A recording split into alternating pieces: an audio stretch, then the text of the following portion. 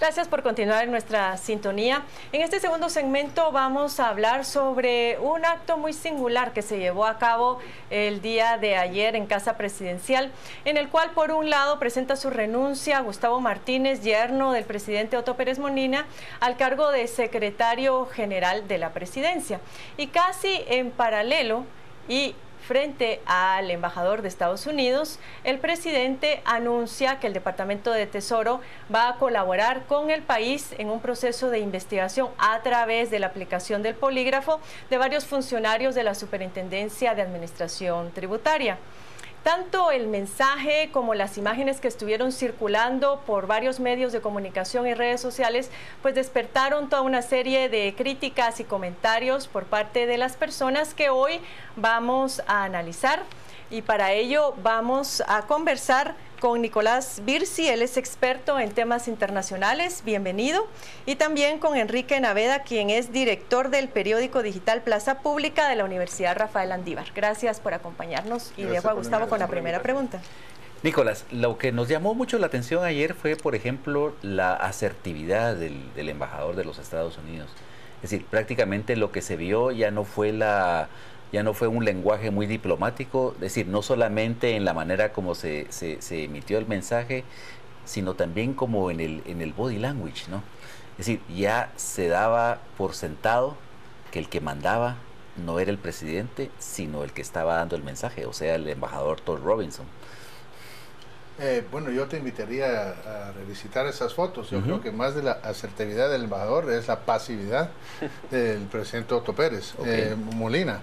Yo también percibí eso en las fotos y se ve un hombre caído, pero destruido totalmente, moralmente, no tiene ánimo, no carece de cualquier aspecto varonil en la manera que se estaba parando ahí, un hombre militar de profesión. Se miraba malísimo y uno puede entender fácilmente cómo eso genera pena ajena y rechazo entre el público guatemalteco, porque sí daba mucha pena y sobre todo el discurso se estaba dando en el Palacio Nacional, sí, si no me equivoco. En la Casa Presidencial. En la Casa Presidencial, sí. Y el presidente a un lado, así pero se miraba muy caído, y en ese contexto se miraba muy asertivo el embajador americano. Ahora, pero sí hemos visto una paulatina, no te diría yo toma de control, pero como que más participación, por ponerlo de una forma eufemística, de los Estados Unidos dentro de muchos de los tópicos de gobierno de Guatemala. Bueno, eso no se puede negar. Si no fuera por Estados Unidos y la presión de Estados Unidos, no se queda CICIG. Si no se queda CICIG, no se desata todo este escándalo que ha llegado a luz pública, y sin eso no ocurren las marchas pacíficas y todo pidiendo, todo el movimiento renuncia ya y todo lo demás. Entonces, el rol, el papel central que está jugando Estados Unidos, por las buenas o por las malas, no se puede negar. Enrique, ¿cuál es la lectura que tú haces sobre esto que aconteció el día de ayer? Es decir, generalmente cuando se da apoyo de la cooperación internacional o de alguna embajada, en este caso el gobierno de Guatemala, se hace a través de sus agencias de cooperación y no es motivo de tanta publicidad. Es decir, se estaba anunciando el apoyo del Departamento del Tesoro para este proceso de investigación, pero ¿cuál sería la intencionalidad de que apareciera el embajador de Estados Unidos en este acto, en donde ni siquiera fue exclusivamente para ese fin, sino que el objetivo había sido primero la renuncia de Gustavo Martínez, luego fue este anuncio y posteriormente la juramentación de 2 viceministros? ¿Qué lectura das tú de esto? Sí, yo creo que la lectura cambia con respecto a otros actos de cooperación porque el contexto es completamente diferente. Y como decía Nicolás, venimos de observar, de presenciar el crecimiento de la presencia de Estados Unidos en la política, en ese intersticio entre la política nacional y la política internacional, desde hace años, pero con mucha mayor intensidad en las últimas semanas o en el último mes. Digamos que el papel bastante intenso o bastante activo de la Embajada de Estados Unidos a raíz de la crisis se había mantenido latente o por lo menos no visible hasta el momento en que Roxana Valdetti renuncia al cargo y el Departamento de Estado directamente emite un comunicado saludándolo, celebrándolo. Ese es como el primer momento público en el que Estados Unidos se pronuncia. La presencia de Robinson, del embajador, en la conferencia de prensa de ayer, creo que es el último momento, el punto cumbre de esa intensidad en el que el embajador mismo ya participa y casi protagoniza uno de esos actos, y creo que tiene un mensaje y una lectura entre líneas. El mensaje es: nosotros estamos respaldando al presidente, esto es un espaldarazo para el presidente, como dicen también en la declaración del Departamento de Estado, pero creo que subrepticiamente o subterráneamente hay otra lectura, que es lo que le han pedido al presidente, por qué le están dando ese espaldarazo. Creo que ese espaldarazo está íntimamente relacionado con la necesidad de estabilidad de Estados Unidos para destabilizar no solo Guatemala, sino la región. Y recordemos que en Honduras también comienza a haber manifestaciones que solicitan la CICIG, uno de los puntos clave de la política exterior estadounidense, uno de los instrumentos clave de la política exterior estadounidense. Biden estuvo solicitándola, y lo que están tratando de hacer es consolidar o garantizar que sus intereses se van a cumplir, intereses de seguridad nacional, intereses de inversión e intereses de lucha contra el narco. Tenemos ahora en la pantalla la imagen a que nos referíamos. Vemos precisamente a un presidente agobiado y a un ministro de Finanzas también más o menos en el mismo estado de ánimo del presidente. Bueno, y a un embajador que sí, como dice Nicholas Bearsy, está pues, realmente mucho más animado que los dos funcionarios que tenemos ahí, ¿no? Hay otra foto donde está hablando el señor embajador de Estados Unidos y está el presidente Otto Pérez ahí a un lado. Si pueden sacar esa foto. Pero su actitud corporal también dice mucho. Engullido por la ropa, muy menguado. Kiki estaba mencionó ciertos temas muy importantes aquí, la política externa de Estados Unidos. No es este embajador y no es la embajada. Es el embajador Todd Robinson es un buen funcionario de carrera. Conoce a Guatemala. Ahí tenemos la foto, Nicolás. No hay otra peor. Hay una que está mirando al suelo, está mirando al suelo, sí, como que quisiera estar en cualquier otro lugar, menos que su casa presidencial. Sí. Hablando de la política externa de Estados Unidos, es lo que viene a ejecutar aquí el embajador. Y desde que este gobierno entró, desafió en la política externa de Estados Unidos. Tiene todo su derecho de hacerlo, pero una estrategia hubiera esperado un blowback, una reacción de parte de Estados Unidos. Desafió la política de la guerra contra las drogas de Estados Unidos. Ese es el riel eléctrico de la política externa de Estados Unidos, que junta narcotráfico, corrupción y seguridad. Y el gobierno de Guatemala celebraba, lo hacía con mucho gusto, desafiar esta política de Estados Unidos, que es la política central de la política externa en su conjunto. Hasta hace no mucho tiempo él en su discurso hablaba de que no iba a permitir ningún tipo de imposición cuando vino el presidente. Sí, eso cómo se lee, que va a permitir todo tipo de imposición. Y ahora el mensaje es completamente lo contrario. De hecho, una de las reacciones que ha habido mucho por parte de los ciudadanos ha sido la crítica a la soberanía.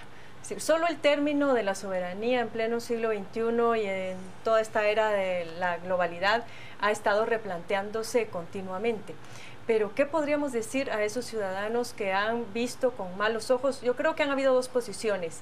Quienes lo ven con buenos ojos, porque dicen que el país ya estaba al límite y de no ser por este tipo de intervención, posiblemente hubiéramos llegado todavía a un eslabón mucho más inferior, y quienes defienden la soberanía del país y ven esto con, digamos, con mucha indignación.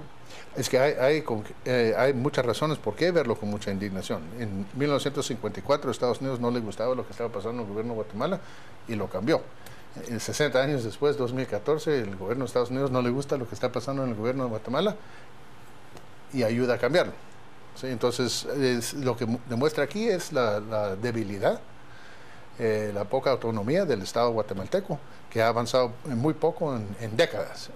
Entonces, sí es una muestra. Estados Unidos no ha hecho aquí nada que el gobierno de Guatemala no le ha permitido hacer. Sí, pero demuestra un Estado muy débil, ¿sí? Liderado por personajes muy débiles, ausentes, sin carácter alguno.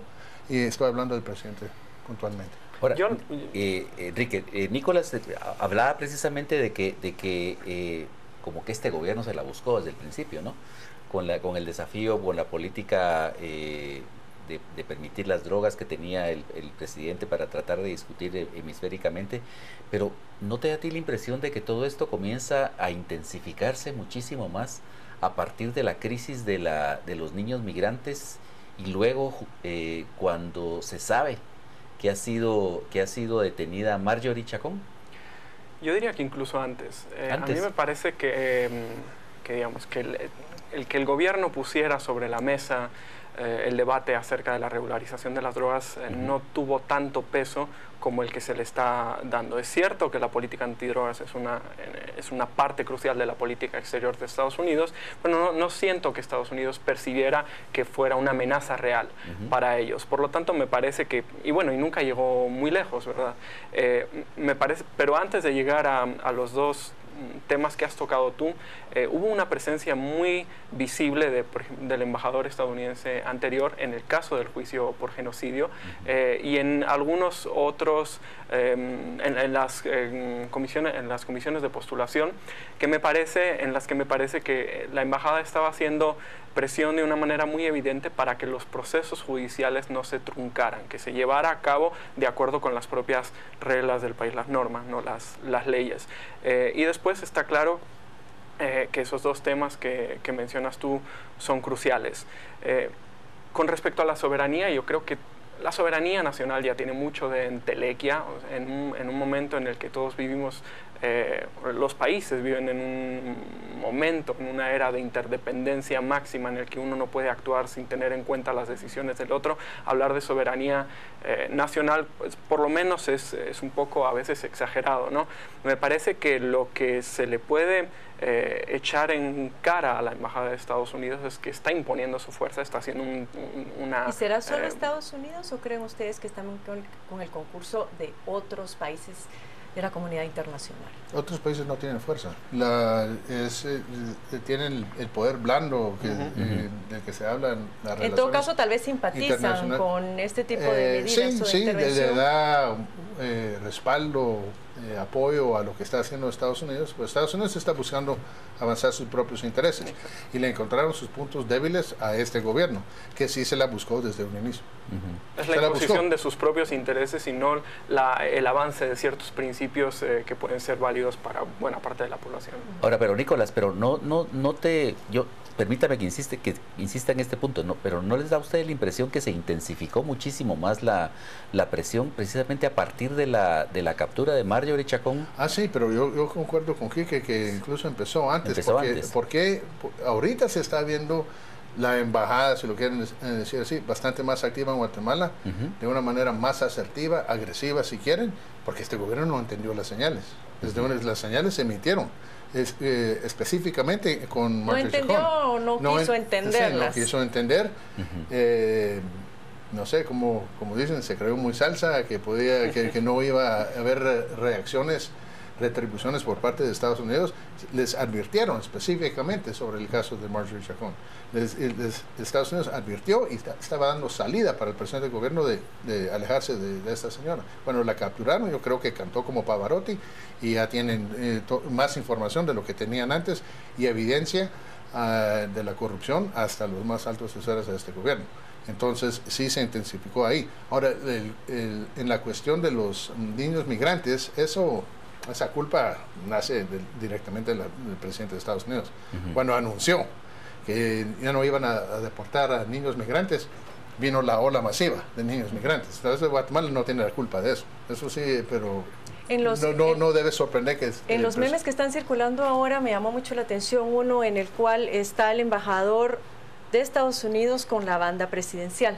Porque pues muchos dicen ya el presidente Pérez Molina, después de todos los problemas que ha tenido, ya no está gobernando, perdió autoridad y ahora quien nos gobierna es Estados Unidos. De hecho, en los últimos días han habido alguna serie de indicadores que tienen a las personas en jaque. Uno fue la llegada de los Marines a Honduras y lo otro han sido las quejas permanentes por esta circulación de helicópteros en algunas áreas de la capital, que el Ministerio de Gobernación ha dicho que tienen el propósito de brindar seguridad a la ciudadanía. En todo caso, existe esa percepción y existe ese temor. Inclusive hay quienes dicen que en cualquier momento va a haber una invasión militar. ¿Cuál es la percepción y el análisis que ustedes hacen de eso? Yo creo que hay que verlo de manera más integrada. A mí me parece que el caso de los niños migrantes y el caso de Marjorie Chacón son dos elementos de una estrategia más amplia. El caso de Marjorie Chacón efectivamente me parece a mí que es el que comienza a detonar toda esta serie de renuncias y capturas, no necesariamente las vinculadas a la línea, pero las que hemos visto en el entorno más cercano del presidente, en la gente más allegada. Eso ha supuesto, por un lado, que el presidente vaya perdiendo todos los apoyos que tenía y se vaya sintiendo más solo y más desamparado y con menos poder. Al mismo tiempo que eso sucede, Estados Unidos se le va volviendo más necesario para poder seguir en el gobierno, porque ya es el único apoyo. O sea, el actor que le quita todos los respaldos es el que se convierte en su respaldo último. Al mismo tiempo, el caso de los niños migrantes es algo que en Estados Unidos se ha interpretado como una amenaza a la seguridad nacional, como una amenaza a distintos aspectos de su sistema, y está vinculado con otro de los elementos de la estrategia. Por un lado teníamos los miembros del Comando Sur de la Fuerza de Tarea Especial que llegan a Honduras. Por otro lado, todas las fuerzas de tarea que el gobierno de Estados Unidos pactó con el gobierno de Otto Pérez y que no se han podido poner en marcha, y Estados Unidos está tratando de que se lleven a cabo. Hay dos funcionando ya. Y por último, las inversiones relacionadas con el plan Alianza para la Prosperidad, que una de las cosas que buscan es generar inversiones estadounidenses, y otra, evitar el éxodo de niños. Lamentablemente se nos ha terminado el tiempo. Gracias, Nicolás. Gracias, Enrique. Vamos con Juan Carlos para que nos dé a conocer los comentarios de nuestros televidentes. Gracias, licenciado Ortiz. Tenemos mensajes en Twitter, los leemos con mucho gusto. Al respecto nos dice Otto Fernández: desde la avenida del vicepresidente de Estados Unidos hay intervención, pero todo es por la falta de gobierno y mucha corrupción. Arturo, Estados Unidos no tiene que meterse en la política nacional. El pueblo ya ha manifestado el camino a seguir. Edgar, pero eso también quiere decir que alguien de adentro lo seguía. Ojo en eso, es lo que dice Edgar. Edgar René, Otto Pérez Molina ya no quiere estar allí. Lo tienen a la fuerza para que él mismo asuma la responsabilidad de deshacer el desmán que permitió. Y nos dice Byron, el señor Pérez Molina ya está desahuciado. Eso es lo que demuestran las imágenes. Y no puedo creer que este fantoche de presidente haga esto. Estados Unidos no tiene por qué decidir nada acá. Es lo que nos plantea Edgar. Son los mensajes que tenemos en esta noche a través de Twitter. Por supuesto que entraremos ya al debate con Philip Chicola y Cristian Castillo. Hablaremos, por supuesto, del asesinato del abogado Francisco Palomo. Quédese con nosotros acá en Noticieros de Canal Antigua.